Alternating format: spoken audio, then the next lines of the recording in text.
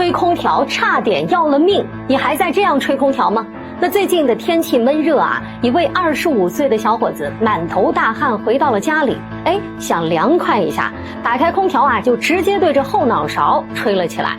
结果呢，没过几分钟，小伙子突然感觉到一边的耳朵像是堵住了一样，听不见声音，那急忙就跑到了医院。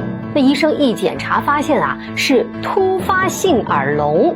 这主要呢是因为小伙子满头大汗，空调吹出的冷风刺激到了血管，造成了血液不通畅，那出现了耳聋。庆幸的是啊，检查及时。那大家夏天吹空调一定要注意3件事儿。第一呢，就是空调不要对着床吹，因为